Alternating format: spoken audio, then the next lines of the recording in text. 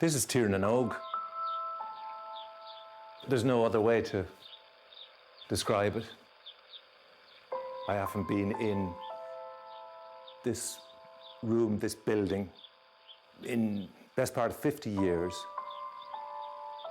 At a stage, I wrote a memoir about growing up in this town, but I never came back here. There's no substance here. This is very easy to bulldoze. I could come in here with a team of idiots and erase this in seconds. It's a terrible mistake to think that that is not itself a real potential legacy lost. We're very bad at imagining the future in this country. And I think clearly in this town that I don't know anymore, that I've returned to now, to understand why so many things are being sacrificed. And if you take out everything from the centre of the town, you do end up with a hole in every sense. This is where you become you. It's where that journey begins. When you step out of the house and the love of your mother and father, if you're lucky, and you step into the love of a community. That's a magnificent and magical transition. When you come into a place like this and you just feel it, and you want to say those names. You look around and there's given names everywhere. July is Mary's, August is Arthur's, October is shared by 3 people. That's not, there are no surnames there. This is not multiple tribes. This is one tribe. Everybody's a family here.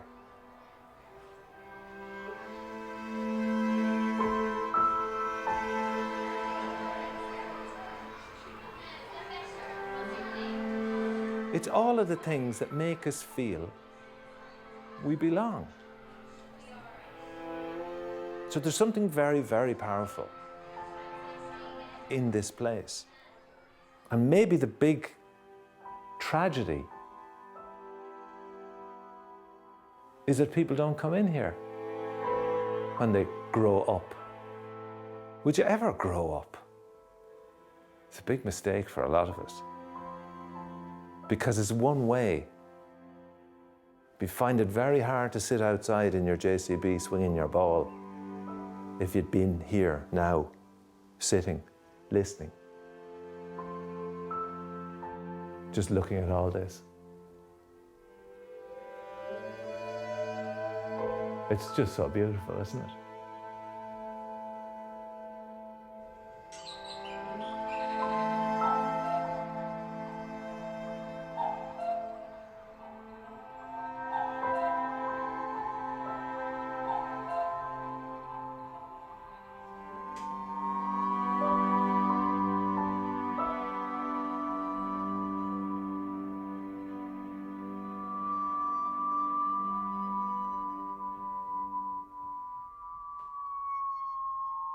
As a child, I waved to people I didn't know.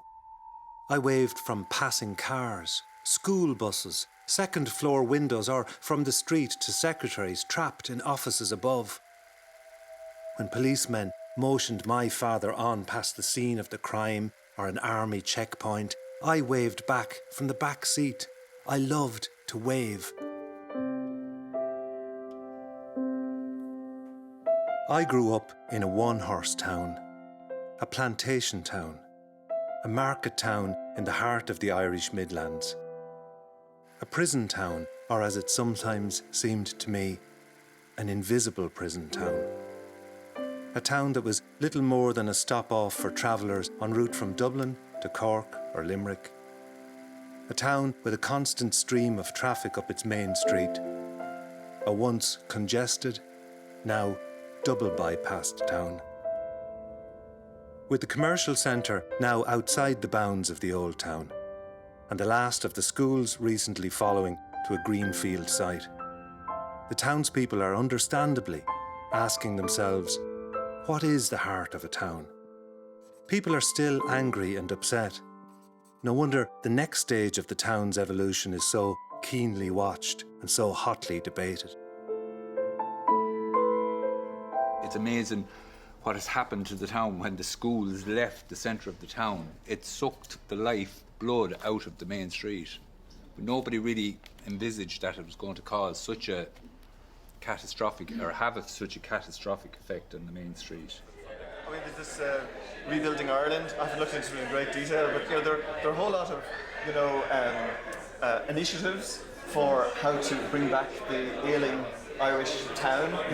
Portlaoise isn't the only one, but I think this study is an opportunity for Portlaoise maybe to set an example as well for other towns. I think that's now a huge central part of the town. It should be. There's an opportunity there. Yeah, exactly. Not too many towns get an opportunity like that. This town was laid out for a population of about 1,000 people, and it's now carrying 23,000 people. Like, the town it's somewhere to visit, it's somewhere to go to, it's the centre of Laois, if you know what I mean, and at the moment it's not. It's broken at the moment, I suppose. It's the right way to put it. You go to Galway and places and they do such fantastic things with stuff they find when they're doing excavations and stuff. But something similar was done in Kilkenny at the castle wall. The ditch was excavated and it's now open as a sort of a grassy bank at the wall. So you have a better idea of what the castle looks like. Before that, the surface just went right up to the wall. And you have in Fitzmaurice Place, I think, an opportunity for that kind of thing. The reasons for doing this exercise is we can't let that slip anymore. We cannot allow this coring out of the town centre to happen. And to have a population of 30,000 with the town centre void of activity is something collectively we cannot preside over, and we cannot allow it to happen.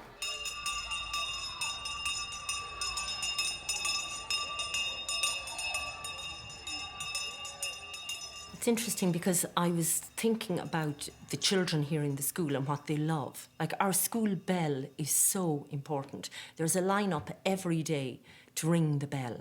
That bell has been here, well, since 1954. Same bell ringing. I've wondered many times, how often has that bell rung over the years? That sound carrying. An electronic bell doesn't have the same significance. But the bell is every single morning. That is really important. That sound is symbolic of Scolwera, and I'm sure many other schools also. So I think the silence of the lack of voices of children on Church Avenue will be significant.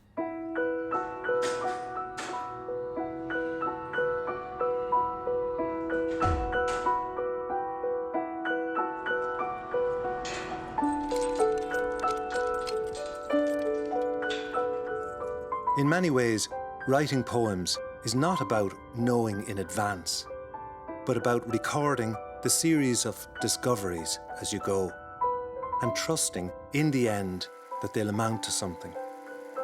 In a sense, it's like planting a seed and waiting to see what emerges from it. The garden that is, with the right care and attention, ready at any moment to break into blossom. Elia. No, A-L-I-Y-A. Oh, Alia. Yeah. Alia. Julia. Okay. Huh? Julia. Julia. Carly. Caroline. Carolyn. Carly. Caroline. Carly. Caroline. Then Carly Simon. Ah, yeah, Caroline Simon. Good. Lucy. Lucy. Zion. So, what's my name? Peter. And what do you know about me? I didn't know. Are you a singer? Not a dinosaur keeper. Did you work in Paddy Power? Did I? I never worked in Paddy Power. No, I do. I'm a writer. You're an author. Yeah. What we're going to try to discover today and tomorrow is that it's all about telling stories. Over the course of the weekend, when we're talking about the word that we're not going to spend too much time thinking directly about, history, that big idea, we're actually going to be looking at smaller things. We're going to be thinking about, what is this town that you guys live in? I grew up here a long time ago. I'm an historical fossil, thank you very much. So we're of about the same vintage, myself and the T-Rex. Yeah. So that's, I went to this school. That's a long time ago, that's 50 years ago. So now I'm coming back to have a look at it again with you guys. And I'm hoping to remember stuff because I notice you remembering it, or I notice you seeing it. You with me? So we're all on a little kind of a journey. And the journey, just to have something specific to do, the journey is going to go around, sometimes in our heads, and sometimes actually walking around the fort that was at the centre of this town. But this town grew out of this fort. Now, everything, if it's left alone, gets gobbled up. You know that, Zion, don't you? It gets gobbled up. So, but there are bits that didn't get gobbled up.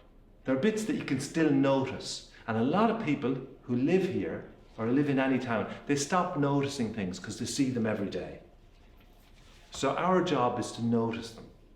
And by noticing a little bit over here and a little bit over here, maybe of a wall or maybe of something unusual in the direction of the river or something that's small, by adding them up together, we get a sense of what was here before. Because we live on that level in history. We don't remember what's all the way down there. And sometimes the way to see what's all the way down there is to go up a bit higher. In a balloon, in a sense. Yeah? So that's what we're going to do. Before we headed off on our journey up the town and into the historical past, it was important to warm up physically and mentally with Jenny Buggy. The second you hear it. So we're going to go again. And we're going to go back to a level 4, where we're really late for that important meeting, and we're going to get in such trouble when we get there. But when I say freeze, we're going to stop instantly. 3, 2, 1, go! It's like passing on a story from thousands of years ago. You're going to pass it forward with the excitement that you heard it with, okay? The first one that we're going to use, I think it's going to be a good one for today. It's going to be boom, all right? That was good. It's a really gut-wrenching thing. And I remember when the convent was vibrant and full of life and you could go there and have mass and the nuns were living there. And it's tragic to see the building decline and those beautifully tended gardens to become completely overgrown and to become so derelict in the space of 10, 15 years, and to think that that might be the fate that awaits Sacred Heart School. It's not a nice thing to think upon, particularly because I think these buildings are so special and they've got such a rich history attached to them. They have been so important for Portlaoise. I love the fact that the building is so higgledy-piggledy and it's been added on to so many times over the years. I think that that makes Sacred Heart very special. I actually love the fact that it's a bit of a maze and you could never draw a floor plan. But obviously it's the things that you're bringing with you in terms of your memories and how Sacred Heart and the Presentation Sisters, how it has shaped me as a person, that I will bring forward into my teaching. The first step of any journey is dressing for the occasion.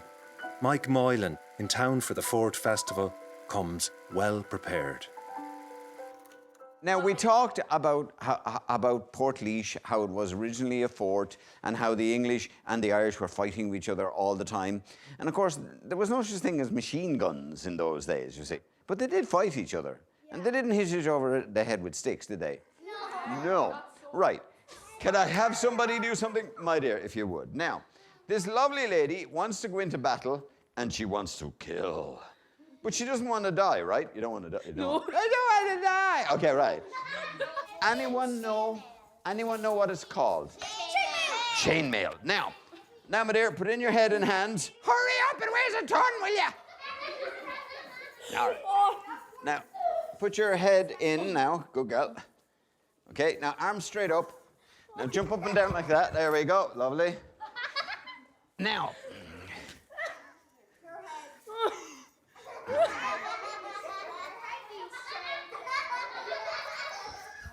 Now,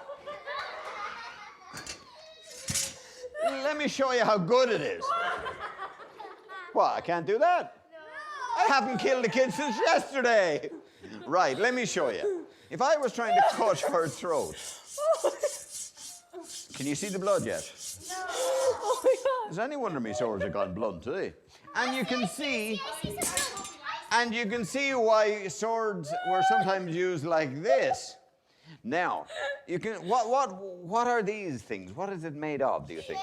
Chain. Yeah, it's kind of like little rings. Okay. Now, in this hat and this thing here, there is about 25,000 rings. 25,000 rings. Lord of the Rings. And at the time of of the Protector Fort here in Portlaoise, that was the kind of armour that was cool. Right, we'll let this nice lady out of her armour. So now then, the most important part of your body to protect is your head, right? What she said, right? Okay, now, you see, Vikings had pointy heads. No, not really. Now, this kind of helmet is called a morion. Now, not only did the English wear it, and the Spanish and the Portuguese, but the Irish did too. In fact, Christopher Columbus would have worn that. In 1492, Columbus sailed the ocean blue, and he wore a helmet just like you. He knows the Pinta, the Nina, and the Santa Maria. I don't think I know that song. Okay, now.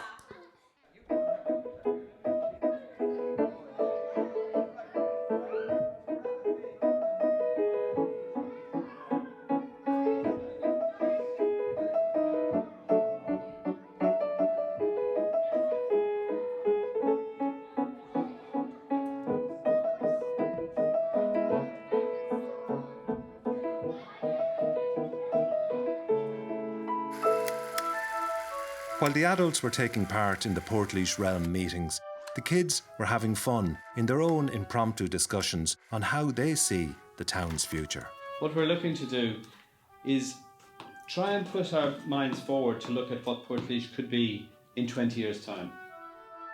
I feel like moving to Turkey when I'm older so I can see my granddad nearly every day. I like to put more artifacts into Portlaoise.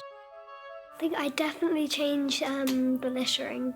And that would be about all I'd change, because I really like Portlaoise the way it is. Able to dive into the leisure centre pool, because I think it's a bit unfair the way in Ireland some pools you get to dive and then in the others you don't. I mean, have you asked? Can you? No.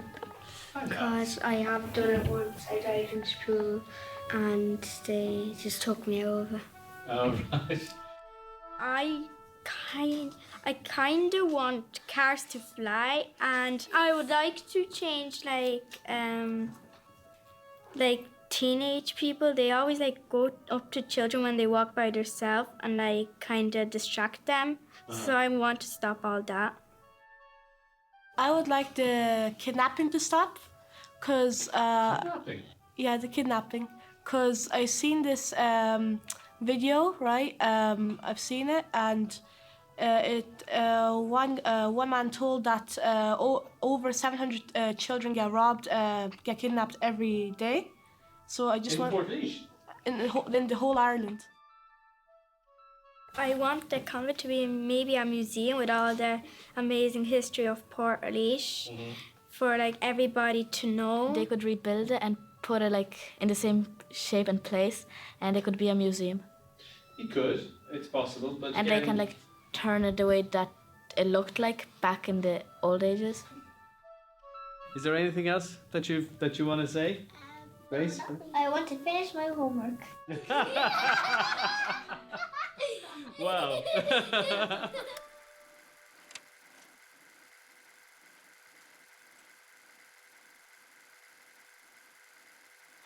This is Sister Helen. Sister Helen knows this building, these buildings, this area, this part of the town better than any of us. We have to ask the obvious question sometimes. We should never be ashamed of the obvious question. What is a fort was the obvious question earlier. What is a nun is the question now, isn't it? A nun is a very holy person. Very holy. I've got to move back. Thank you, Lucy. I'm getting scared now. You're getting good. Long ago, they dressed that. And I'm somewhere in there. When I lived here in this convent, but I lived in there for 27 years. And for part of the 27 years, I dressed like that. But that changed about 1965, which is a good while ago. And the result of all that change was that we can now dress whatever way we want to dress. So I hope I'm dressed like an ordinary woman, am I? I was here for 13 years without going outside at all. And I had been in here 13 years teaching in the school, teaching in this classroom, teaching in the classroom across the way, yeah?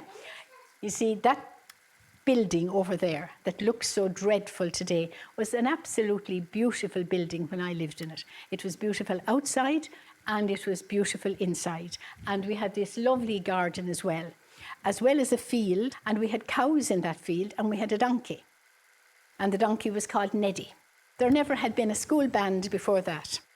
And we started a school band with about 30 girls, there were no boys, and we used to practice in this room in here on Saturdays, and we marched around the school until we found out that we weren't good at marching at all.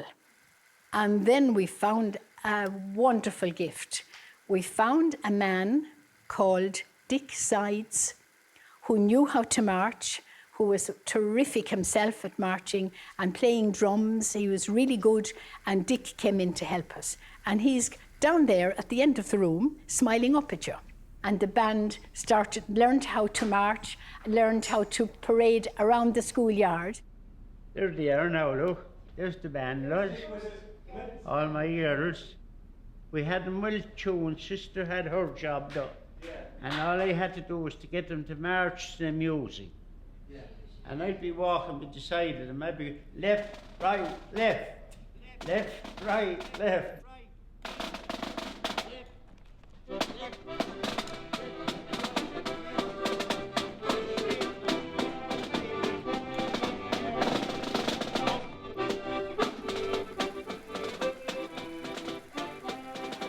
Memories? Yeah. The loveliest memory I have, and I don't even have to think twice, was Easter Monday, 1966, 50 years after the Rising, the Dublin Rising. To hear the band, I couldn't go out, we weren't going out at that time, to hear the band going out the gate, marching up around Shaw's Corner, and to hear the beat of the drum, and Dick was in front of them or beside them or wherever, just to watch that band travelling up the town.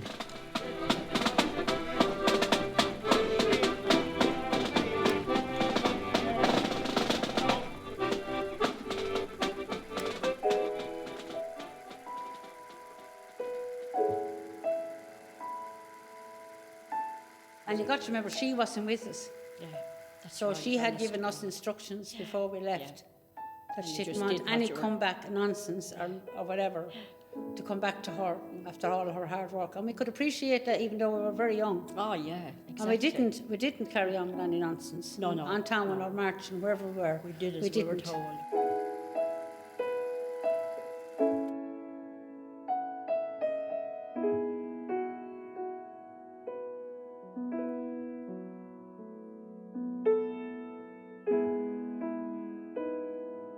We had red crepe paper skirts. God help us, they're all stitched together in pleats, box pleats. But I can remember, I don't know what we were marching, I cannot remember what it was. But anyway, we were coming down the main street, but it took to rain. And then one day it rained. And the red crepe skirts melted away in the rain, down on top of our white socks. And she brought music, colour, camaraderie, challenge, discipline, which has stood us all in great stead through our trials and tribulations, which everyone I'm sure has had.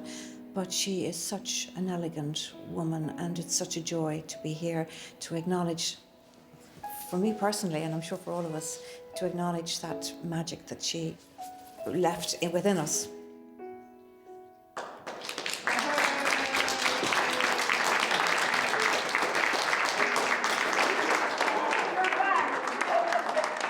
I don't believe this. Oh, isn't this gorgeous? I could cry now. And we'll try not to, won't we? What? We'll try not to.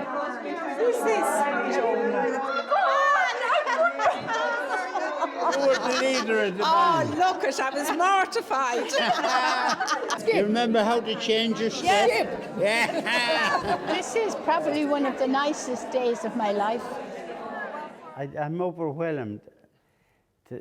I'd never expected this to happen. For some reason or other, there's a terrible lot of you have changed.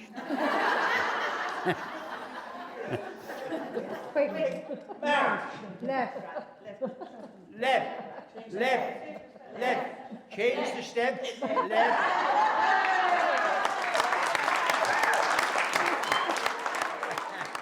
But to be doing something like music outside of the school hours was great. And it kind of gave me more life. I have to tell you something now. I was bored teaching 4th class. But the music and to get music going was what gave me the energy. Odd to think that 50 years can pass in the blink of an eye, that the world can change so much and yet so little. But youngsters still like to march and swing their arms. And if it seems strange that his walking stick might suddenly transform into a gleaming baton, who is he to complain? The band leader listens for the music that travels with him. He counts to himself for a moment, then they're off again.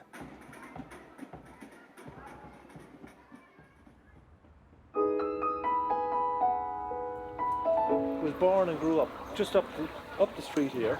So we're kind of going backwards on a little bit of my memory or a little bit of my life. Back when I lived on Main Street, over my father's travel agency, sitting at our big front window was like sitting before a giant television screen. Even through a child's eyes, it was clear that trade is one of the essential ingredients at the heart of a town. The footfall is not like before. They are totally changed now, but still okay, yeah. Yeah. The Irish community, they are helping each other a lot. Yeah. Well, these guys will be your next wave of customers, I hope. Isn't that right, guys? Yeah. We're on a little tour, you know, because you're almost on one of the corners of what would have been the original fortification of the town. So we're on a little tour around just to kind of get a sense of, you know, something that can be understood on an emotional level. Doing a very great job. So we're having a bit of fun as well, I hope. And we're sucking some lollipops on the way. And in fact, can I make the first offer here? Can I offer Faisal the first sweet? This is not quite. Well, today is my fast, so don't give me Oh anything. no! Of course. Okay. Okay. Avert your eyes for Ramadan. Okay.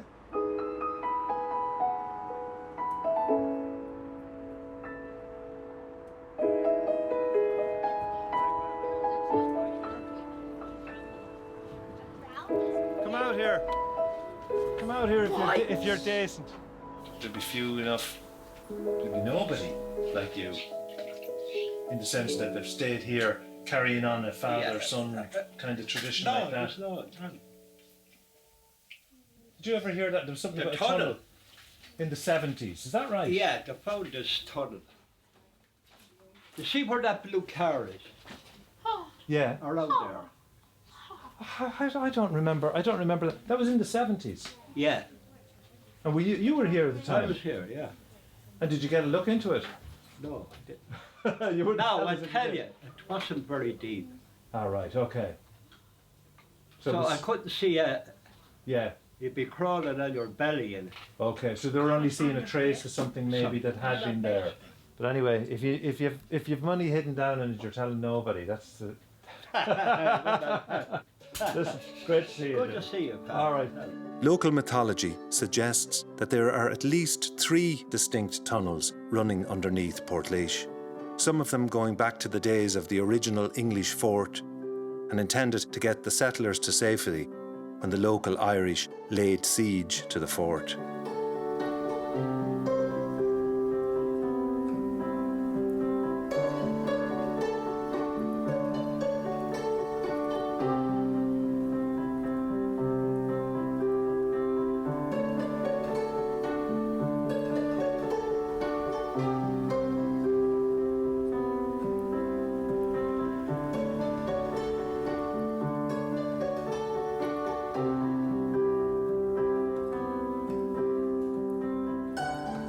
Fabulous. There's a lot of people in the town here who've never been in here before, or people like myself who grew up here and were only in here a couple of times. So it's a revelation. It's a perfect square of sky, and looking up into that, it could be 400 or 500 years ago. The wooden floors and beams that would have gone up there. That's fabulous.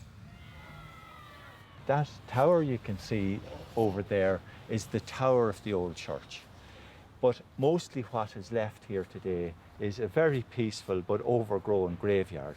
There was a very famous or infamous highwayman who made his living robbing everybody and was included. There was a book of Irish highwaymen, and one of the 12 was Grant the Robber. And they hanged him and they buried him over here in the corner. How did they make the tunnels? Well, I didn't see the one in 1907, but I imagine it was made of stone, and you know that they dug it down and under the ground, and probably propped up by wood as well. But in the one that I saw and stood inside myself, it was all brick. So I'd say it was about only 200 years old. So not at all as dramatic as the other one.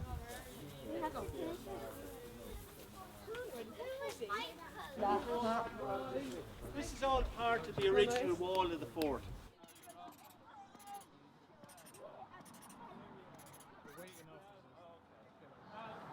We're seeing inside the walls of the fort, which is very rare, and we're very lucky to see it at the moment. In the longer term, we hope everybody will be able to see inside the fort. You see how round it is, guys? No. Now imagine you're up in the air. Yeah, doesn't it? And remember, this would be this. Yeah. Remember, the floor of this would have been about 7 or 8 feet below that, or 2 meters, 3 meters below that as well. So this is a really tall tower, and up near the top there would have been a platform. For about 60 years, if you were living around here, it'd be very exciting but very dangerous times, because there's constant fighting and Irish armies surrounding the fort, English armies inside guarding it, people rushing out to fight to defend the fort, people attacking the fort. The town around the fort was burned to the ground twice. People get scared. The people got killed as well as scared, some of them. You know, it was very tough indeed. You know, so that it was. Yes. I know the story of Mulling Mask. Where did they put the head in the actual wall? All the Irish chiefs were invited out to meet and have a friendly, what was called a parley with the English, and they were invited to a session, a meal and so on. But when they arrived inside Mulling Mask, they were all put to the sword, they were all killed. In order to kill, this pulls this forward, and then this bit goes under your chin to here. Without killing her, give it a shot. Step forward with your left foot, bring the sword down. Yeah, and then you repeat that. So it's 1 foot, slam down. Second step, going up. The town grew around the fort, which in an amazing way meant it was saved. In many places it would have been levelled. But the town, the main street grew in front of it. Yeah. And the rest of the time, the fort was divided up among various burgesses of the town and so on. And it just, in fact, became ignored. And everybody just walked by it, a bit of wall here. So it's only now you can see what is 70% intact still. The very first thing is enjoy it. Secondly, a little bit, because of my old background in education, a little bit of education, but to enjoy the story, because really it's a sense of place is what everybody really yearns for.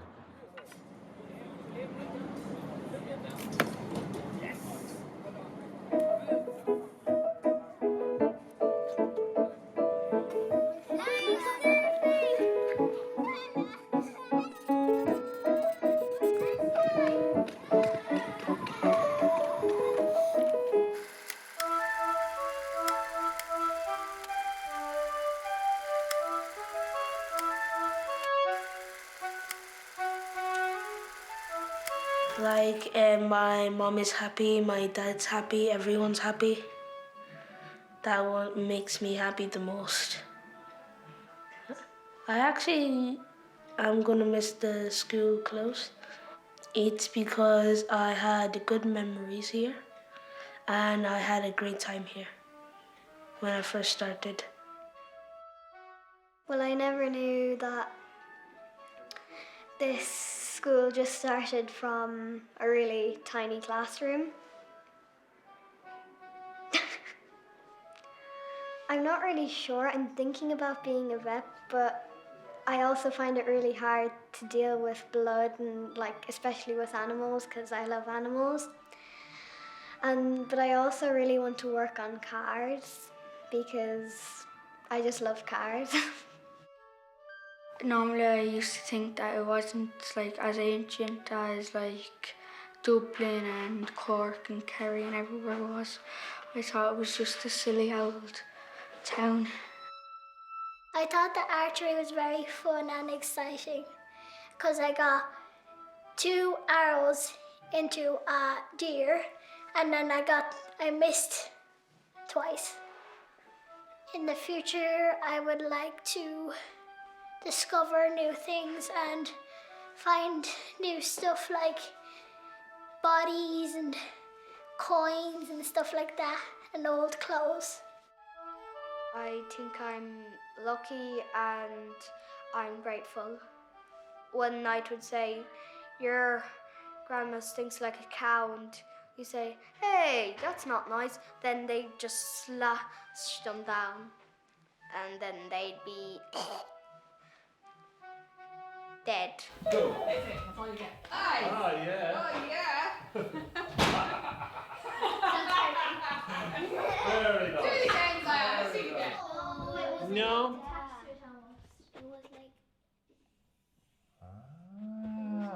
Oh, look at this. Go on, you can do it. Sometimes a map can only reveal so much. To really get a feel for a place, maybe we've got to build it from the ground up. You can build together a big fort. When I come back, I'd love to see what fort you've imagined. And that will help people. They walk around the town and see the bits of the wall, the bits of the tower. They'll start to imagine where the fort might have been and what it might have looked like. And I'd be hoping that when you guys leave here at the end of the day, that you're going to tell other people about how you built the fort and how you imagine it, and then they'll start thinking about it. And that's how we will change people's imaginations. People will start reimagining what the fort used to look like and what it could look like again sometime. Wouldn't that be great? Yeah, well, certainly I'd say in my time now, going back to when I was a young engineer in my 20s, if you were given a job to do, you didn't worry if you had to knock something which you didn't realise how important it would be from the historical sense. Yeah. And a lot of things were done by people of my generation which shouldn't have been done and would not be done today. We just ploughed ahead. We brought in the bulldozers and it was wrong. But it was the state of knowledge that we had at that stage. You see these buildings over here, the convent buildings, they're empty for a dozen years and there's a big question mark. What should the town want there even? Inside that is the first building that was built together with the fort in the 1548 when the fort. But that's hidden inside portion of that was built around it. Yeah. It's a sobering thought, isn't it? It is, and you could pass it every day of the week. Underneath that too is reputedly a tunnel, and I think it's not reputedly, it's an actual fact. That tunnel was examined as recently as 1951. It was uncovered. Yeah. And the late Major Cosby, his wife and some local people were brought in to see the tunnel.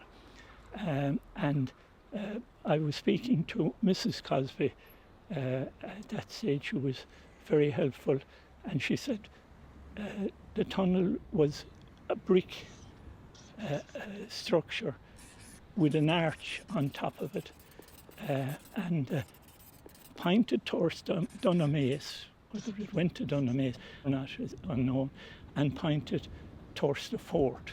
So that arch was there, and people looked at it.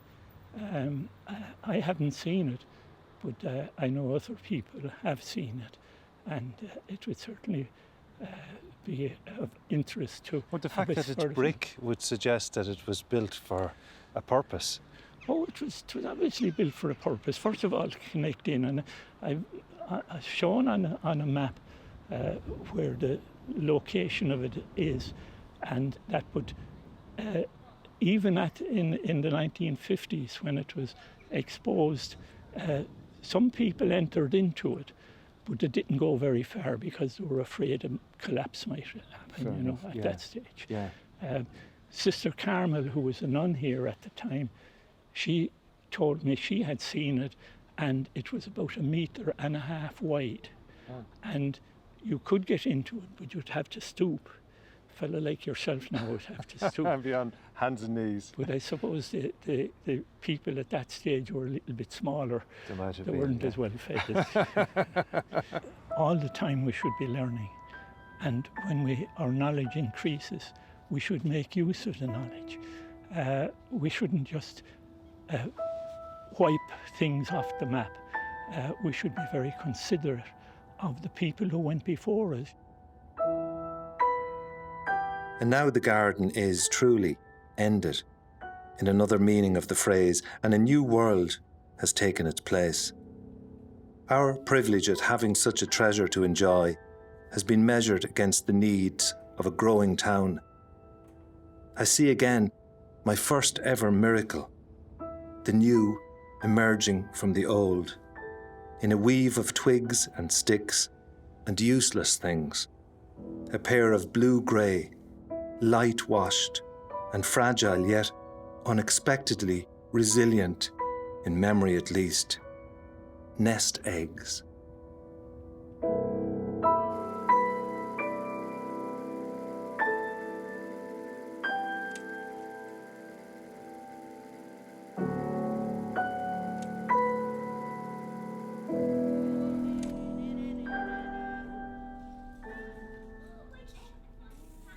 It will be 10 years ago that I was elected the mayor of this town.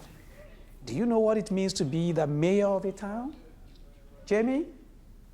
The owner of the town. The owner of the town, Jamie? I wish. Zoe? The boss of the town. The boss of the town. He will call the shots. David? Responsibility for the town. He is responsible for the town. Thank you. Lucy? You are the king of the town. I was the king of the town. You know, in this group now, you are, how many of you? 12, is it? Yeah.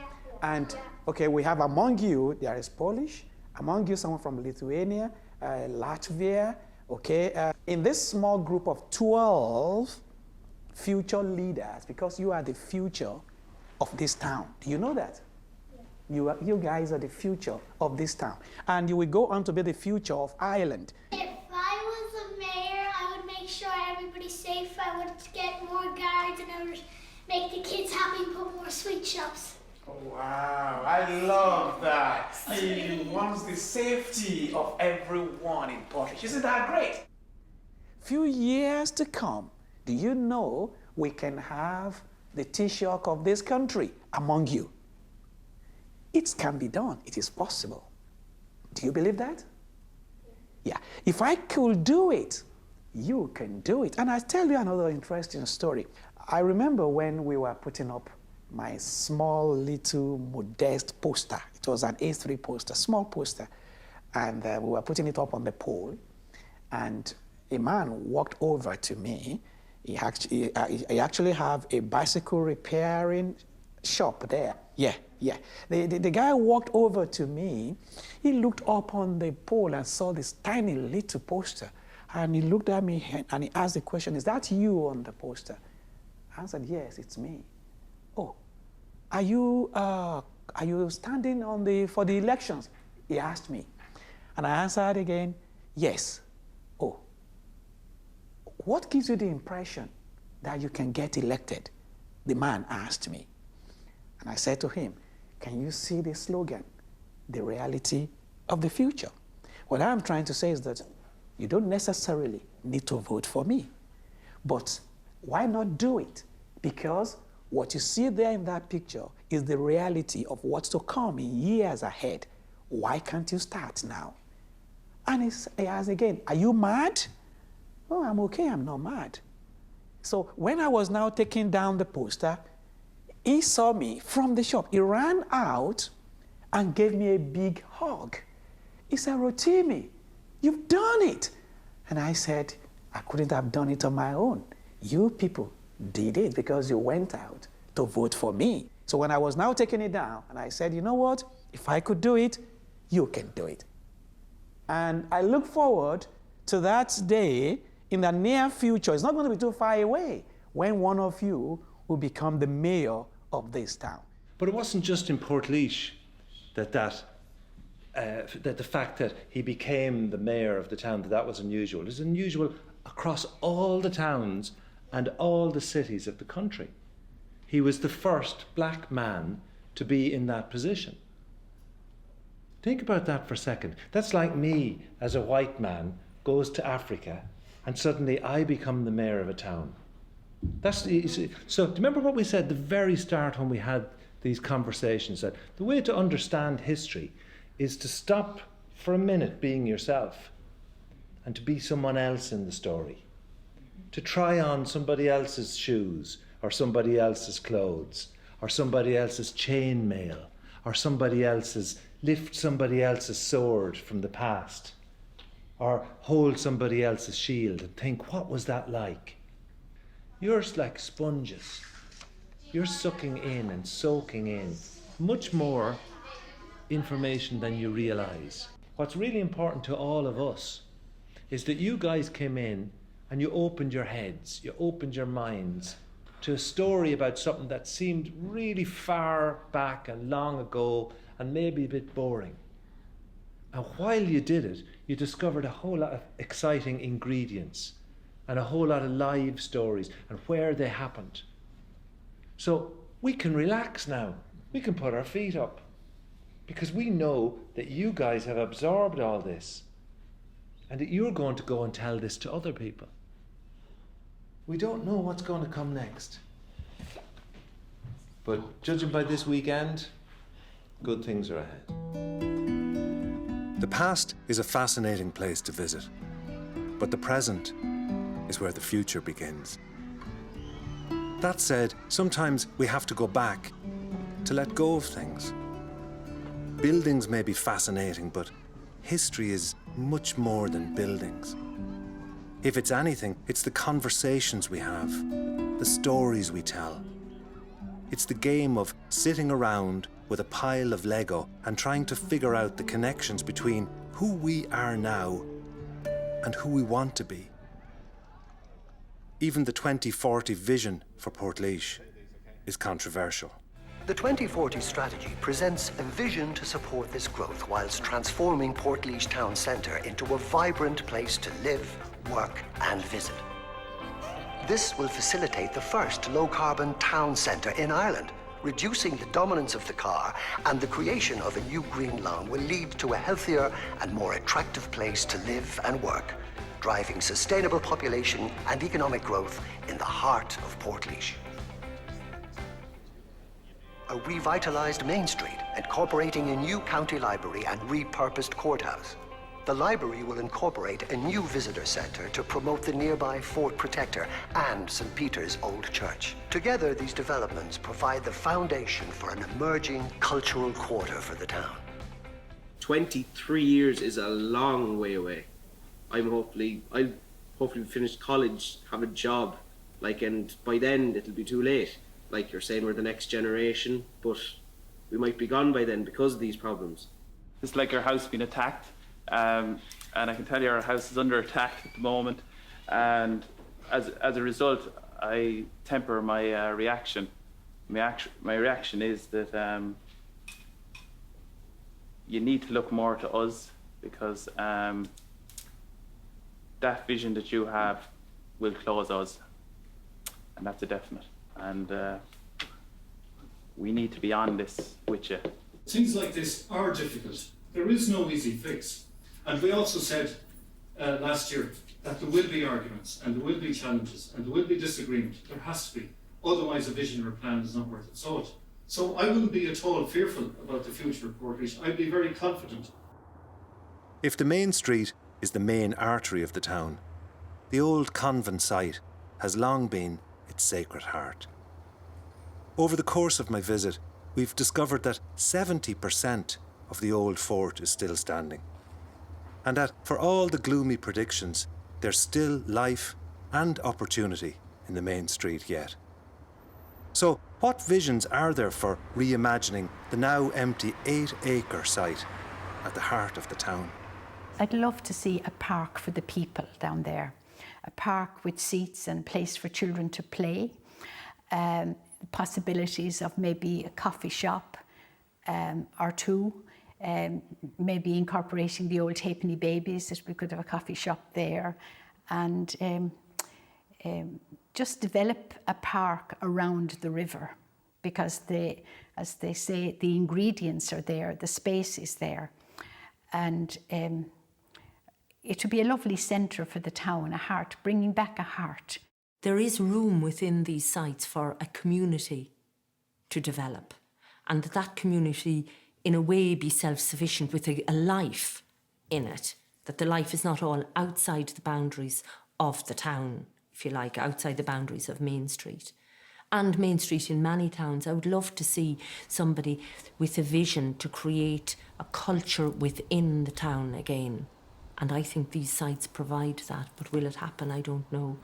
It takes vision, and it takes creativity, and of course it takes money. I mean, there's a lot of other towns that would give their left arm to have a fort like this. Portlaoise has it. What happens in the future? A lot of this is down to goodwill. It's down to the policy makers, it's down to the stakeholders, it's down to the children in the school. They're the next generation. That's why we're bringing them in to see this stuff. So if we can instill that interest and enthusiasm first, we'll do our best, and they can keep it going, and hopefully onwards and upwards. Are you very excited? No, of course. Sorry, I can't stop smiling. That's how excited I am. No, I love it. We were lucky as kids.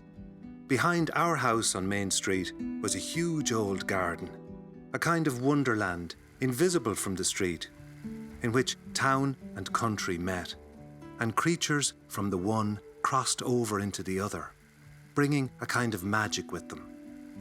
As my new young friends reminded me over the course of my visit, like history itself, the answer is often right under our feet. Much and all as I love the small desks and the low light switches of those old classrooms. I'm a bit of a giant back there now. And the next generation, well, they're already setting out on new journeys of their own. Gonairi on Boher Low.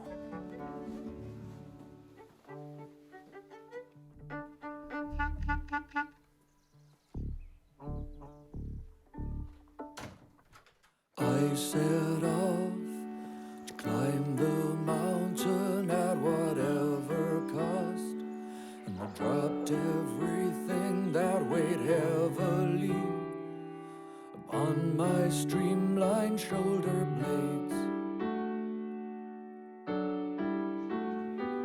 And I wondered at the little people and their absurd bags. Jeremiah Grant, the highwayman, was the last man to be hanged in Maryburn. On 13th of August 1860, 200 years ago, the execution took place in I'd left myself in pieces scattered on 100 shelves, and I hadn't even noticed they were gone. All I had were shadows and sad songs. Now I gather my bags and I carry them, and I take the weight that I've never felt, and I feel the weight that I need to start. I'm walking back to my heart. I'm walking back to my heart.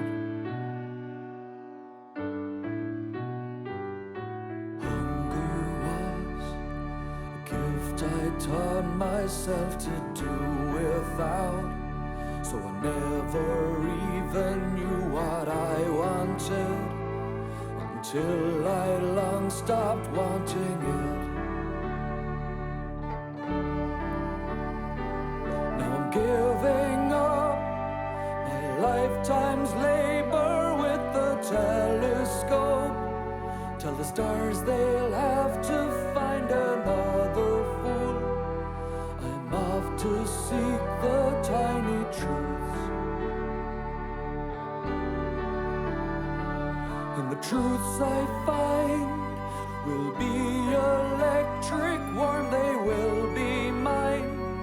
Till the wilderness of mirrors, it's goodbye.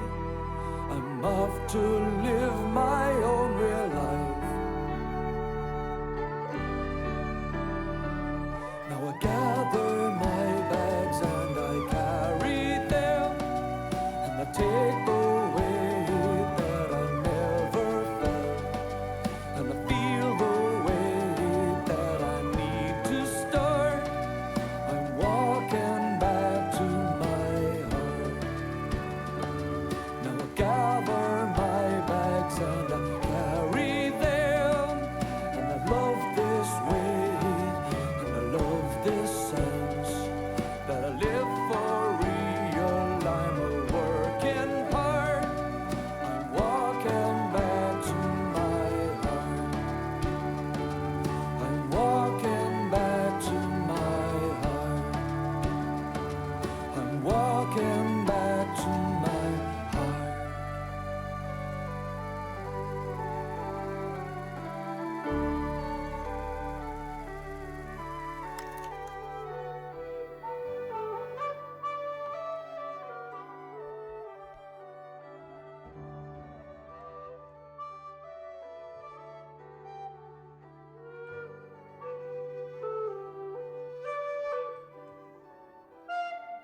Pick it.